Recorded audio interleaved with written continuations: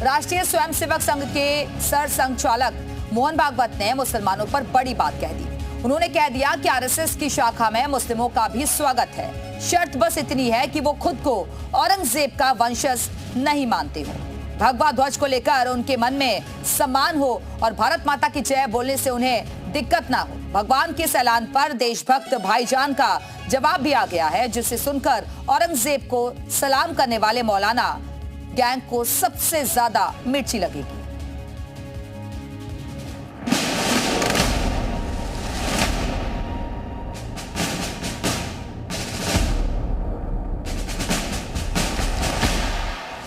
चालीस 40,000 साल पूर्व से भारत के सब लोगों का डीएनए आज के लोगों का समान है।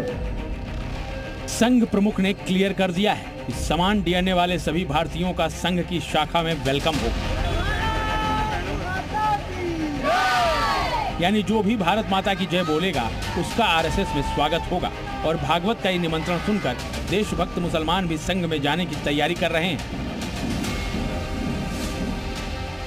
राष्ट्रवादी मुस्लिमों की संघ से दूरी मिटाने की शुरुआत खुद मोहन भागवत ने की। वाराणसी दौरे में सरसंघ चालक ने कुछ सवालों के जवाब दिए। वहां भागवत से एक स्वयंसेवक ने सवाल पूछा कि क्या वो अपने मुस्लिम पड़ोसी को भी संघ की शाखा में ला सकते हैं। तब मुस्लिमों और संघ को लेकर उन्होंने 3 बड़ी बातें कही। बिल्कुल सही कहा है भाई, भारत माता की जय कहने से किसी मुसलमान को एतराज़ नहीं होना चाहिए। हमारी जन्मभूमि है और अगर मोहन भागवत जी इतना कहने से हमें सम्मान देते हैं तो हम उनका बड़ा आदर करते हैं, हम उनका इस बात का स्वागत करते हैं। पहली शर्त केवल इतनी है कि भारत माता की जय बोलना होगा। दूसरी, भगवा ध्वज के प्रति सम्मान जताना होगा और खुद को औरंगजेब का वंशज नहीं मानने वालों का ही आरएसएस और शाखा में स्वागत होगा। मोहन भागवत कई बार ये कह चुके हैं कि भारत के रहने वाले सभी लोगों का डीएनए एक है, यानी चाहे वो हिंदू हो या मुस्लिम, उन सभी के पूर्वज सनातनी हैं और भारत की इन संतानों में संघ कोई भेदभाव नहीं करता है। 40,000 साल पूर्व से भारत के सब लोगों का डीएनए आज के लोगों का समान है। ये आज का डीएनए मैपिंग कह रहा है। वैसी हवा में बात नहीं की मैंने, वो हुआ है। राखी गढ़ी में से भी वही सिद्ध होता है। तो हम समान पूर्वजों को पहुंचे गए। उन पूर्वजों के कारण अपना देश फला फूला, अपनी संस्कृति आज तक चलती आई। मुसलमानों को लेकर मोहन भागवत के बयान का सीधा और स्पष्ट मतलब समझिए। भारत माता की जय बोलने वाले यानी राष्ट्रवादी मुसलमान संघ की शाखा में शामिल हो सकते हैं। भगवा ध्वज का सम्मान करने वालों का वेलकम यानी कि भारत की सनातनी संस्कृति का आदर करने वालों के लिए संघ के दरवाजे खुले हुए हैं। और खुद को औरंगजेब का वंशज नहीं मानने वाले मुस्लिमों को छोड़कर सभी मुस्लिमों का स्वागत है। मतलब कट्टरपंथी मुस्लिमों की संघ में एंट्री नहीं हो सकती।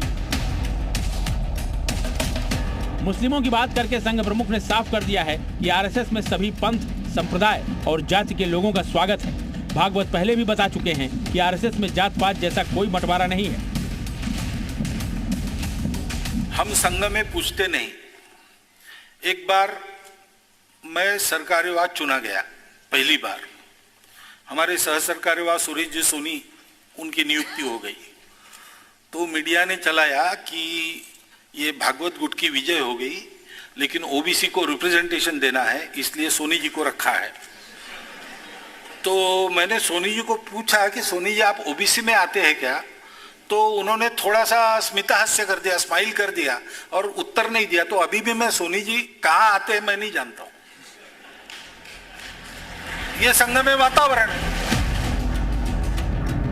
आरएसएस से मुस्लिमों को जोड़ने का प्लान सुनकर सबसे ज्यादा चिंता मौलाना गैंग को हो रही होगी, क्योंकि कुछ मुस्लिम नेताओं, धर्मगुरुओं और मौलानाओं ने अपने फायदे के लिए मुस्लिमों के बीच संघ के खिलाफ माहौल बना रखा है। अब मुस्लिम संघ की शाखा में शामिल होने लगे तो सबसे ज्यादा मिर्ची ऐसे लोगों को ही लगेगी। हिंदुस्तान के मुसलमान को भारतीय जनता पार्टी और आरएसएस के लोगों को सर्टिफिकेट की जरूरत नहीं है। अगर मुसलमानों को आज की तारीख में जोड़ना है तो ये औरंगजेब से, अकबर से, हुमायूं से क्या लेना देना।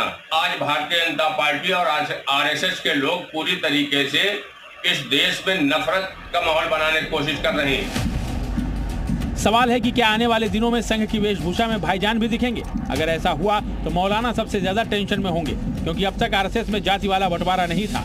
आने वाले दिनों में धर्म वाली दीवार भी नहीं बचेगी। ब्यूरो रिपोर्ट, जी मीडिया।